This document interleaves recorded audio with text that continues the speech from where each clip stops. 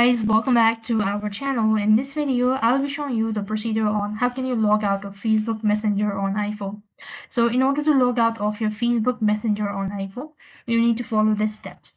For that, you want to first of all open the Messenger application. Next, you want to click on the menu bar from the top left corner of your screen. So as you click the menu bar there, you want to go to the gear icon and click on settings. So when you go to settings, you could find these options. So underneath, you want to scroll down and click on account settings. So as you click on account settings, you want to go to security, and under security, you want to click on security and login. When you go ahead and click that out, you'll be able to find these devices. So select the particular device from where you want to log out. You select it or click on the three dot icon and then go ahead and click on logout.